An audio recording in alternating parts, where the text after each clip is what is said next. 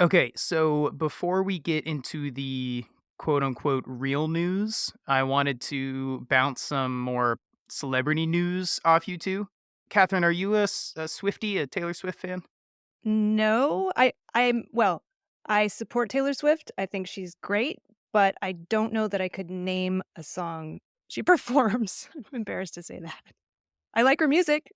Yeah, I personally wouldn't call myself a fan, but I'm impressed by what she's accomplished. Ruby, are you a Swiftie? Ruby? Yeah, I'm like a real full-blown Swiftie. I've been since I was Okay. 14 years old, so You're a legacy Swiftie. Okay, yes. well okay, you might know what I'm about to talk about. I hope my cousin hears this episode too because she's a full-blown Swiftie. Taylor Swift kind of made some waves or some crossover waves into the wine world recently because her producer Jack Antonoff, who I think she dated at one point, if I'm correct. No, Um, definitely she never dated Jack Antonoff. They've just been working together. okay, all right, okay. I'm losing Swiftie Gotta points. give you the real news over here. did, did not date Jack Antonoff.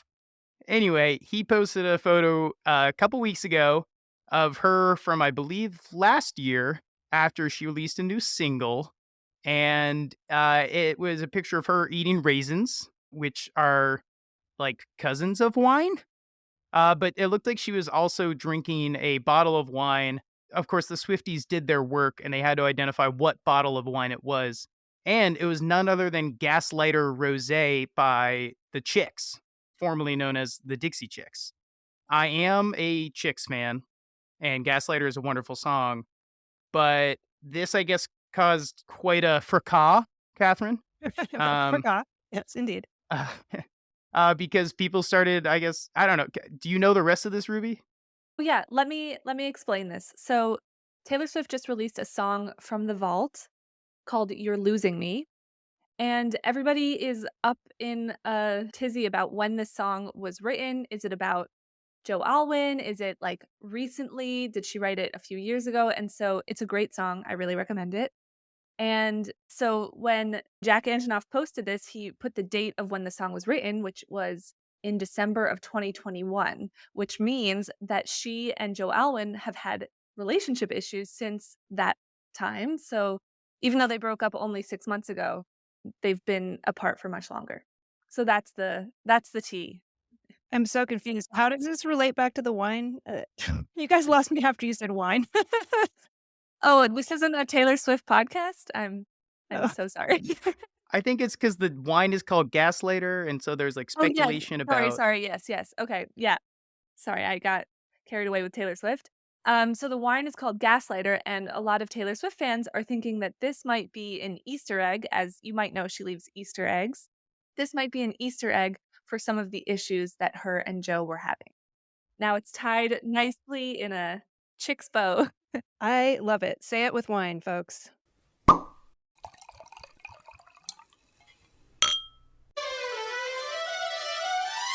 The Queen Bee of Burgundy has stinging words for natural wine. Tech authenticates terroir. Are California wineries ready for the CRV fee? And the WHO thinks it can fight death with taxes.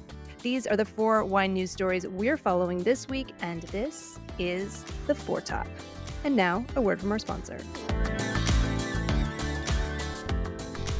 If you are looking to get your brand in front of wine pros and wine lovers alike, Catherine Cole could be reading your message right now instead of you hearing my old voice.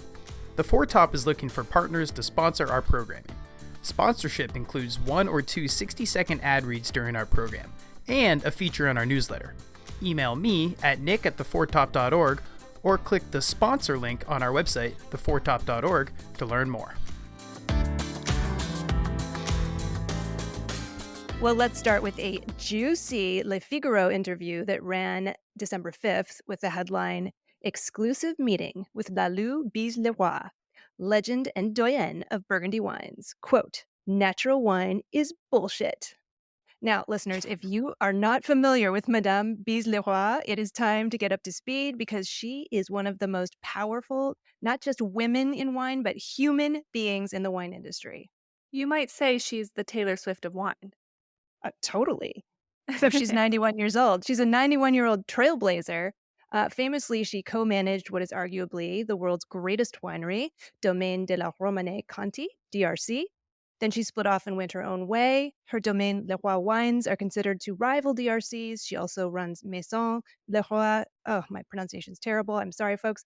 And her family's Domaine d'Auvergne. So she was apparently a leader in bringing biodynamic viticulture to Burgundy, but she says in the interview that biodynamics don't mean anything, which is that's a big statement. And for example, on the subject of hedging, which I understand from past conversations on this podcast, is a pretty standard viticulture practice. It's basically just pruning the shoots, and she declares that hedging is a massacre and abominable.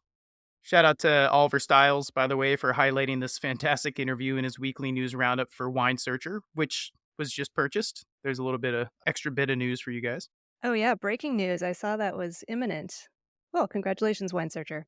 Yeah, so I didn't know what hedging was until now, but I do live in Brooklyn, and even I can tell that it's pretty explosive for her to say that natural wine is bullshit. Yeah, those are fighting words, Madame Leroy.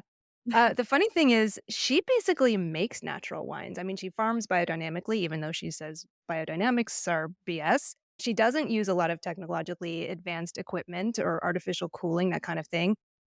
She talks to her wines. She tells them they're beautiful. Okay, so her problem is not with natural winemaking or natural wines, but the term natural wines. Yeah, if I understand the interview correctly, and I will admit it was in French, I'm reading between the lines, I'm interpreting this my own way, but my understanding is that her problem is with winemakers who think they can just do absolutely nothing in the cellar and then bottle subpar wine and then sell it under the moniker natural. And, this is a complaint I hear a lot from what I would call the old guard. I'm personally kind of neutral on the subject. If the cool kids want to drink Venice kombucha, as I call it, and use terms like natural, who am I to judge? I'm just happy when people are drinking wine. But I am curious to hear what our listeners think of this. Is natural wine bullshit? Is it cool when a 91-year-old grande dame mouths off? If you're a natural wine lover, you must revere Madame Leroy. So, where do her comments leave you? Let us know, listeners. Hey, so here's a headline from the New York Times this week that has been generating a lot of buzz. Bordeaux wine snobs have a point, according to this computer model. Yeah, this is really exciting. A team of scientists from France, Switzerland, the US, and Portugal have published a paper in the journal Communications Chemistry that describes how a computer model is able to basically blind taste and identify wines. Now, it's not actually tasting the wines, it's a chemical analysis situation, but it is able to identify a wine's origin by microclimate, location, and even vintage. Now, this is huge because basically this computer model is confirming that the concept of terroir is a real thing. Terroir? Considering that these scientists were French, Portuguese, and English speakers, are we settling on terroir or terroir? Well, I will leave that up to you since the wines they used in the study were from France, Bordeaux specifically. It might be appropriate to say terroir, but here in the US wine industry, we basically speak Franglish. Case in point, Pinot Noir. So we say terroir. Okay, so terroir. Google says it's the complete natural environment in which a particular wine is produced, including factors such as the soil, topography, and climate. Yes. And in the context of wine, terroir is this idea that a wine can speak of the place where the grapes were grown.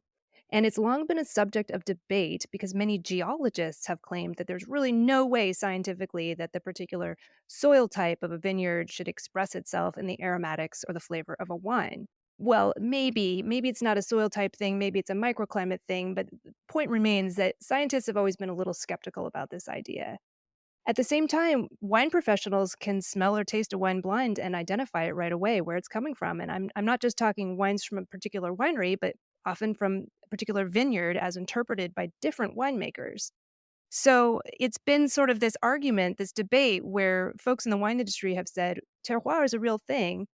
And this idea of terroir is basically saying that nature trumps nurture. This is about the place, it's not about the winemaker's stamp.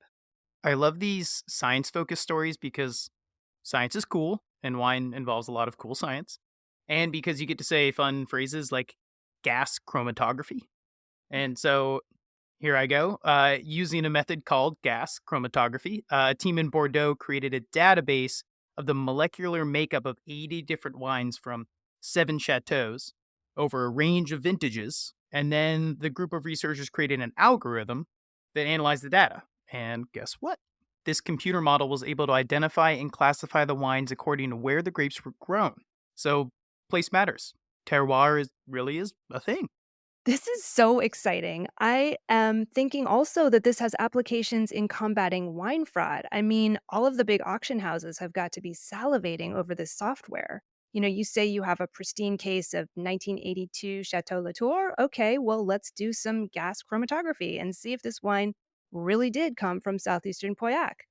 I mean, it's funny because today's science is confirming what we have all kind of known for millennia, all of us in the wine industry. And, AI is actually now able to identify and classify aromas as well. So pretty soon computers are going to be doing what master somms do. I do hope that instead of replacing them, that these computer models will just confirm what wine lovers and wine insiders have always believed. I mean, this is basically to me this is like science confirming the existence of God. Or the Loch Ness Monster.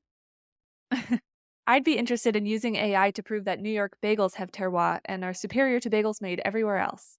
Oh, I like that. In that vein, I think it'd be interesting to use the same approach in beer because breweries that make spontaneously fermented beer, which is just the kind of PC way of referring to beer that is made in the lambic tradition, often claim terroir. They're usually referring to flavor profiles created by local yeast that can only be found in X location. It'd be cool to see if it has any truth to it. Not so long ago, it was even widely believed that you could only make lambic style beers in the Peyotton land of Belgium due to their quote unquote special yeast. But that has been proven untrue, and in retrospect, kind of silly to believe that. And as a side note, I've said a few heretical things about lambic beer in the past minute, so apologies to anyone that was hurt by what I've said. You're in a safe space. It's only us and a few thousand other people listening. All right, California. It's almost 2024, which means that the bottle bill is coming at you. Starting January 1st, 2024, Californians will be able to recycle wine, liquor, and large juice bottles for cold hard cash, or 1/10 of a dollar. And we are not just talking about glass bottles here. You can also recycle boxed wine for a nice little 25-cent refund per container, which is awesome. We have a similar bill here in Maine, and it really did boost recycling. Maine boasts one of the highest beverage container recycling rates in the country because of our bottle bill. Plus, it's like a tiny little payday every time you redeem your bottles. That sounds great. I'm all in favor of incentivizing recycling. Yeah, I think this is exciting. But let's think about what this means for wine producers. So, starting now, wineries can begin to phase in wording like California refund value 10 cents, adding that wording to their labels. And this type of labeling will be mandatory as of July 1st, 2025. If you produce canned wines, the redemption value must be etched into the top of that can. And wineries, if you haven't heard from your sales CRM platform, your e-commerce provider and or your accountant, you should probably reach out to them now because you'll be wanting to automatically collect that California redemption value fee, the CRV fee, when you make wine sales. If we rewind to episode 129, just a couple of weeks ago, we learned that the EU has caused some major headaches by clarifying how ingredient labeling should look just 2 weeks before that labeling was required to be rolled out. So we should take note that this California bottle bill requires that the redemption value be, I quote, for clarity, clear, prominent, and indelibly marked on the beverage container. All right, so listeners, if you plan to sell your wine in California anytime soon, we here at the Foretop recommend that you use, let's say, Helvetica triple bold font, 60 pixels, font weight 1000. Ruby's laughing because she knows exactly what I'm talking about. To print that bottle or box or can redemption value on there. Don't mess it up because you don't want to Yes, have to redo it. just forget about your label design and add that redemption value with a Sharpie or tattooed on your face. That might be the safest option. Oh, disclaimer. The information provided on the foretop does not constitute legal or graphic advice. Graphic design, that would be.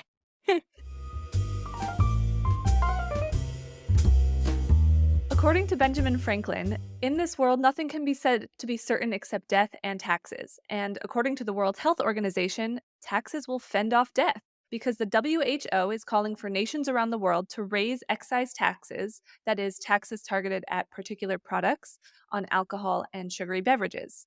I'm getting Boston Tea Party vibes.